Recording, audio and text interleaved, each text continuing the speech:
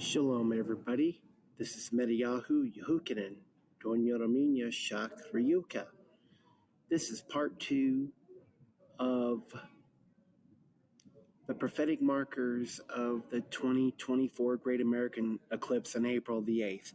Today is April the 24th, 2024, and we're going to look further at how the 2024 Great American Eclipse left prophetic markers along the totality path with the significance of events that are happening today at the Texas border. Among many of the things we're going to cover are the main point being Eagle Pass, Texas, where the totality area entered the United States and the state of Texas. And so therefore, we're going to focus on the prophetic markers surrounding the current border controversy with Texas Governor Abbott at Eagle Pass and the takeover of Shelby Park. We're going to continue to discuss recent San Antonio and South Texas earthquakes and how oil drilling and fracking could set off some of these faults. A little geography and geology about the main faults along the border, the Texas, the Luling, and other faults along the border, and how this could cause earthquakes, flooding, and various diverse catastrophes. Now, in this first diagram, you're going to see that the 2024 Great American Eclipse entered the totality area, entered Texas and the United States, leaving Coaluila, Mexico, which is the land of the serpent, into Eagle Pass, which is, again, matches Revelation 12 for the woman putting on eagle's wings, fleeing into the wilderness. You could see part 1 later.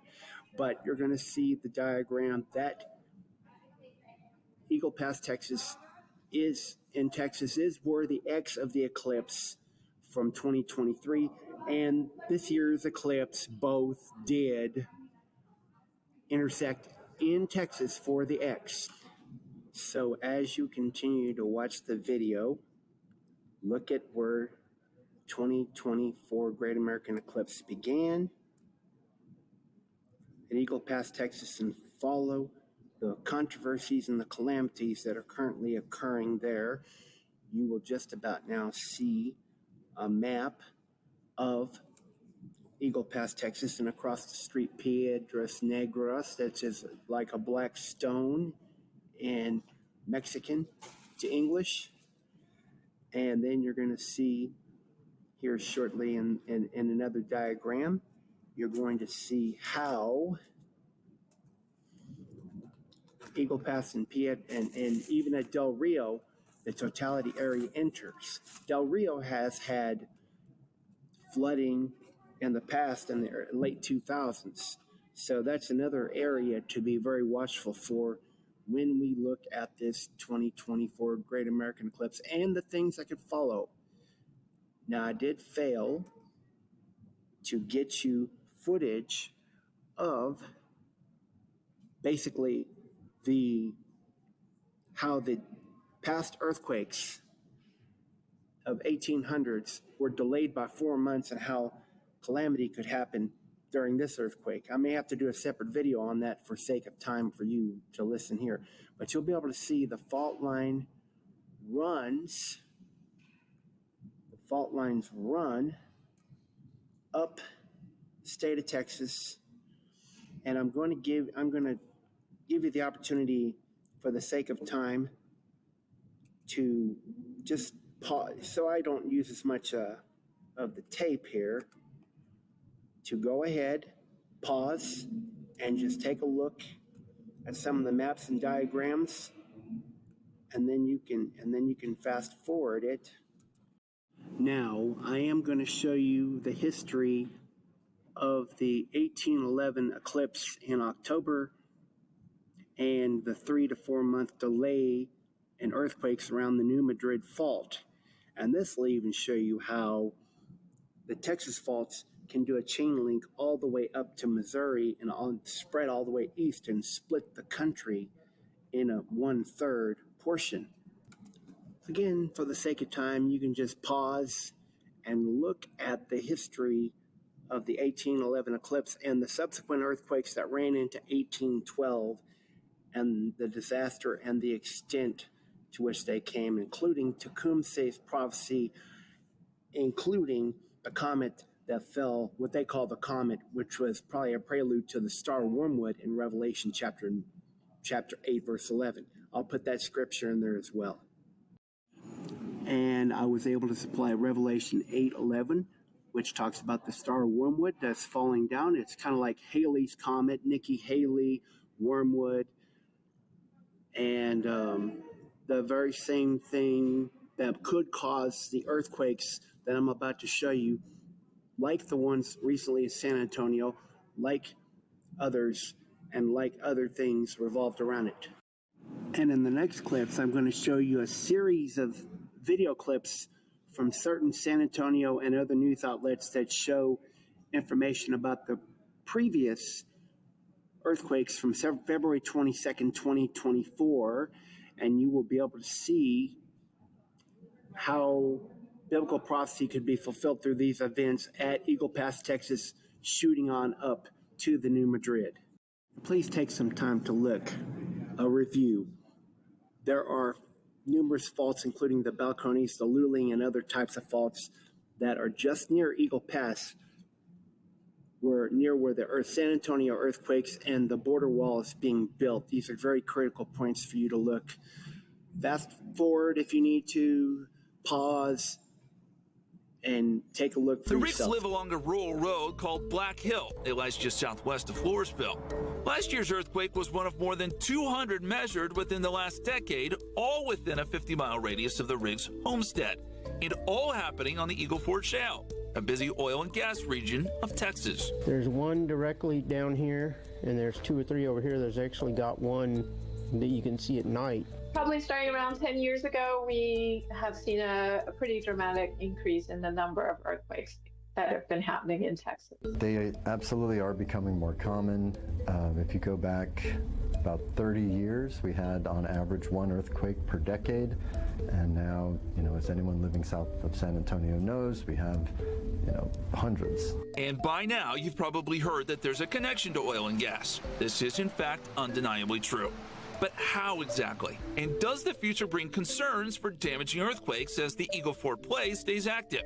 Before we get there, understanding hydraulic fracturing, which has revolutionized the oil and gas industry, and the subsequent disposal of waste is key. Fracking is a process that allows oil and gas reserves to be freed up. It's done by drilling a well and then eventually inserting water and sand into that well to break up the bedrock below. That frees up the oil and gas. You are going to inject fluids, sand, and a cocktail of chemicals, which every company has their own proprietary blend of chemicals, at very high pressures, the high enough pressures that it will crack the rock. In some cases, millions of gallons of water is injected into the well rapidly. Sand is forced into the fractures to keep them open, and then the oil or gas is extracted. But that's not where it ends. When you're finishing that process, you have to pump all that fluid back out. That ends up being a pretty nasty slurry of stuff. The preferred method to get rid of that nasty slurry is to inject it deep back into the ground, which of course raises more concerns. It is very tightly regulated, and if everything is done by the book, there should be no danger to aquifers. These two connected but separate processes have led to division among geologists. Which one specifically could be blamed for the seismic activity? So if you had asked me these questions 5 years ago, I would have said that it was almost entirely the injection of wastewater from fracking that was causing earthquakes. But new research is revealing that it's the fracking process itself mostly causing the issues. And something else to keep in mind here, fracking is not organically creating the shaking. There are pre-existing faults all across South Texas. It's just that they'd never be active in our lifetime if not for the pressure that fracking creates, which is why they term this type of seismic activity as human-induced. I mean, the vast majority of these are not felt. And even the ones that are felt, they are typically in the magnitude 3 range. Which may shake your dishes. It's often not until magnitude 4 and higher that you begin to talk about damage. But as fracking continues, is there a concern that the intensities of the earthquakes will increase? No, I don't think they have any immediate need to be worried. Certainly not for like loss of life or major damage to infrastructure. And according to Cannon, out of thousands of wells, only around 10% of those drilled ever cause an earthquake. Which brings us to a philosophical question. If there's little damage and the oil and gas industry is benefiting, do we take the good with the bad? Other than being a nuisance, are these earthquakes a problem? No, said those we talked to. I don't mind it. I don't mind it. Just know not to put certain things up on shelves and stuff, but we only had one small little picture frame fall down off a shelf, and that's it. It's good for the economy, not just Texas, not just Pleasanton, Atascosa, Wilson, Karnes County, but for the state. You need only look at the Eagle Ford cities to see the money it's injected into the economy. And while the rigs have not directly benefited from oil companies drilling on their property, some of their neighbors have. Maybe it'll come this way. Sure. That'd be all right. We do live in an interconnected world where we are, if we're not producing our own oil, we are relying on regimes in other parts of the world, some of which don't particularly like us, and having our own local sources of oil, even with things like induced seismicity that come along with them, is geopolitically advantageous. Now, also new this morning, 4 earthquakes reported in the Falls City area.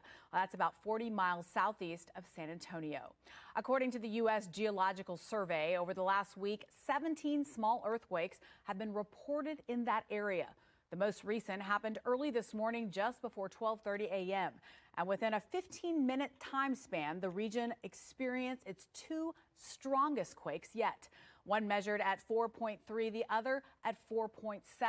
And they were felt in the Alamo City and beyond.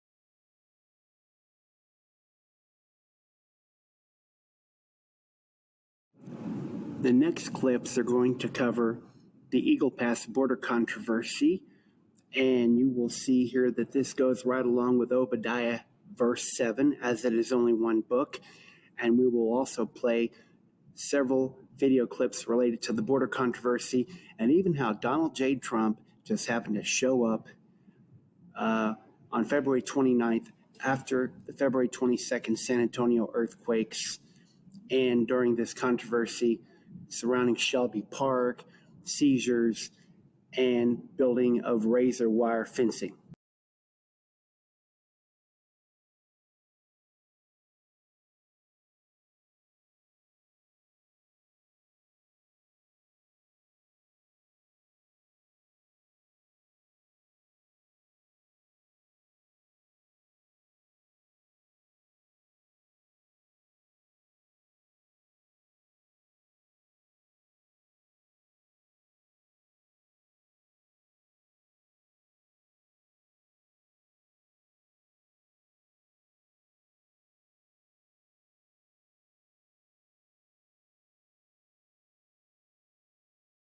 There are signs the Biden administration may be backing down from a standoff between the state of Texas and the feds at the southern border. Texas officials say they will not comply with a deadline tonight to allow Border Patrol access to Shelby Park in Eagle Pass.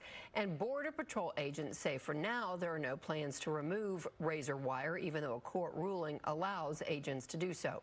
Meanwhile, more Republican states say they will send National Guard resources to the border. Fox 4's Blake Hansen live with more. Blake.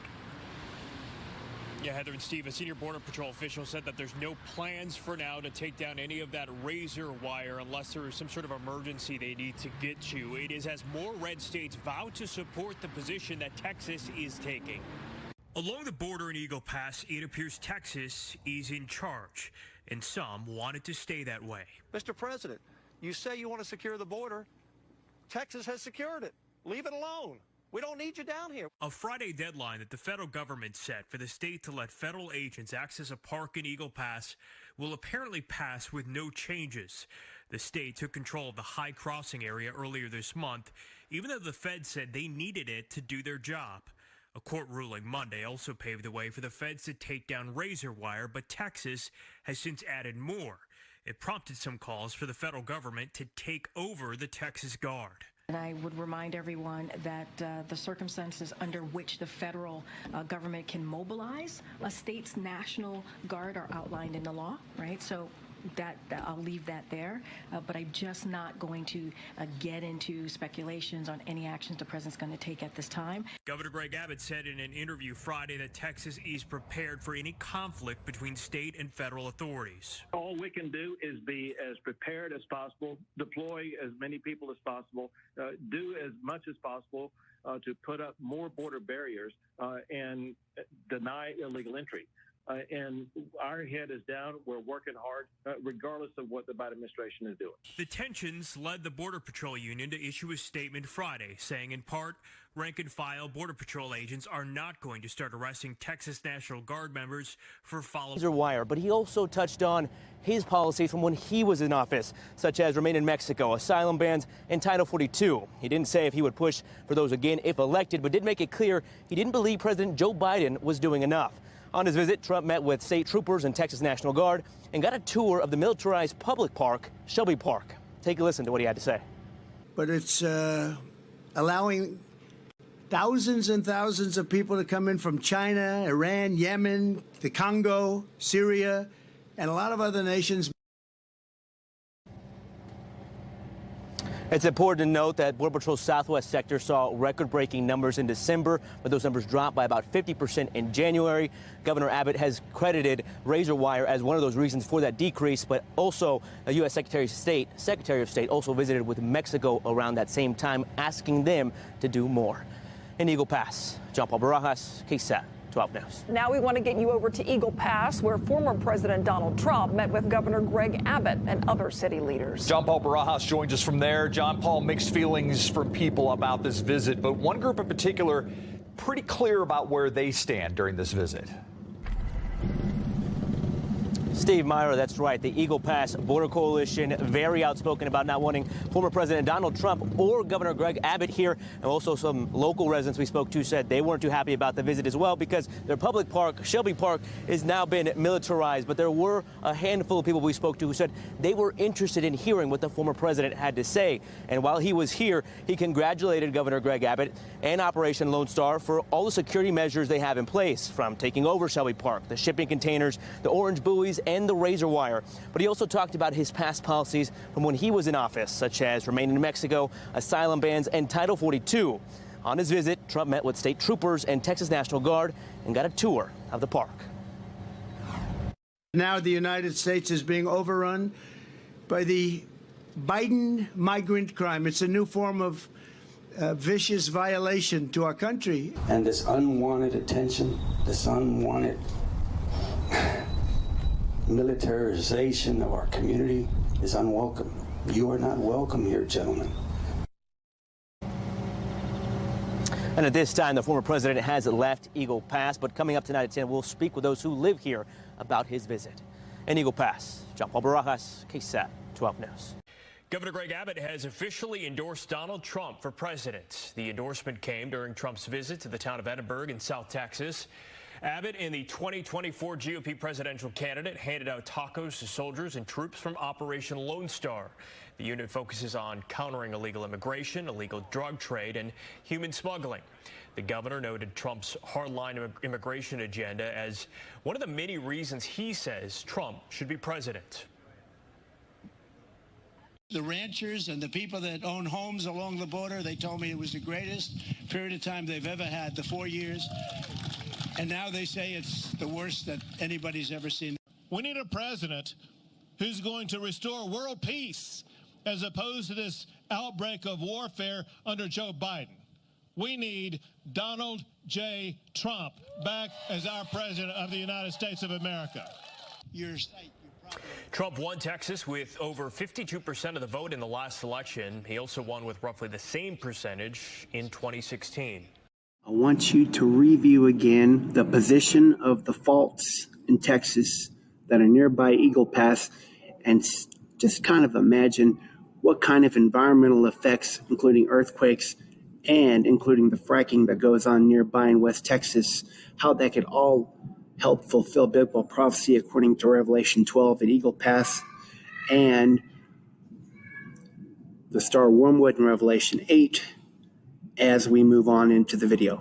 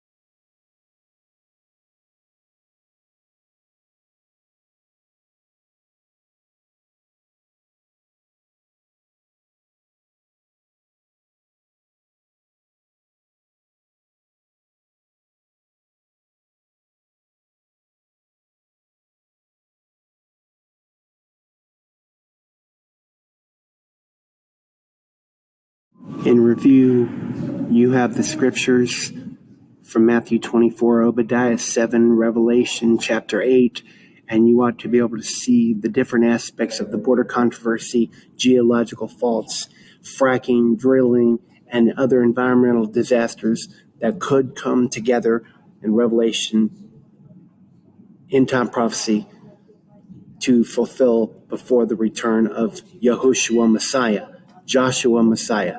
Thank you very much for watching. I want to bid you shalom. We're going to look for part 3 about Indianapolis at the center point of the eclipse and how that'll play a big role in prophecy, the Vatican, While religion, most power and every tends other to stay thing local, involved on this this. grid allows electricity to flow over huge areas and between states.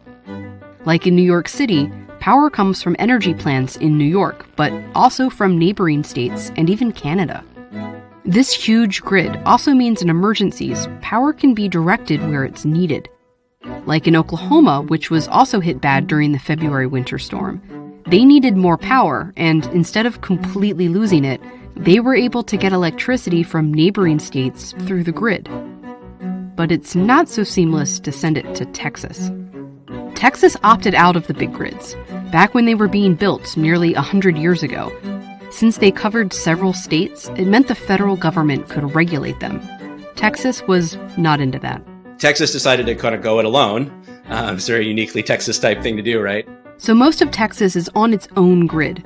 It means they don't have to follow the same regulations as the rest of the country, like reliability and cost standards. But it also means when it lost power in the storm, it couldn't easily get electricity from other states. Its independence kept it in the dark. But it wasn't the reason it went dark in the first place. Being on its own, Texas has to make all their own power. They have a variety of sources. When the storm came, it affected every one. Several coal plants stopped operating as coal piles froze. One of 4 Texan nuclear plants went offline. Some wind turbines stopped working in the freezing cold. But the biggest failure in terms of its magnitude and its impact was the natural gas system. Natural gas, which actually contains water vapor, froze in storage wells and pipelines. Every one of these systems failed, in part, and it had nothing to do with the type of energy, and everything to do with these companies not being prepared for the cold. Clearly, you can run an energy system in cold temperatures. There are wind turbines operating in Antarctica and gas plants in Alaska and Alberta. So this is not a technology-specific issue. It was more a failure to anticipate that this is something that could even occur in Texas at this, length and severity, and to prepare for extreme cold temperatures. But it should have been anticipated, because this has happened in Texas before. In 1989, the same kind of Arctic storm caused natural gas plants to have the same problems, resulting in rolling blackouts. And the same thing again in 2011. And both times, federal commissions recommended utilities ensure reliability in extreme weather conditions, and specifically for the state government to create winterization standards for these energy sources. The Texas Utility Commission did make those standards, but also made them voluntary, so most companies didn't winterize. Private companies like these don't have an incentive to spend their money preparing for unpredictable and infrequent events without being required to. But this problem is not limited to Texas. The particular vulnerability to the extreme cold may be a uniquely or, extremely Texas thing. I think what it shows you is you need to check your blind spots, right? And that applies everywhere. This is a chart of the last 40 years of severe weather disasters in the U.S. Storms in particular are in orange. Here is the Texas winter storm in 1989 and the one in 2011. These costly disasters are becoming more frequent, not just in Texas, but nationally and globally. And the U.S. is not prepared. Most of this grid was built 60 to 70 years ago, but was only built to last 50 years. And some studies point to nearly 100 facilities, like power plants, in immediate danger of flooding and storm surges. Most of these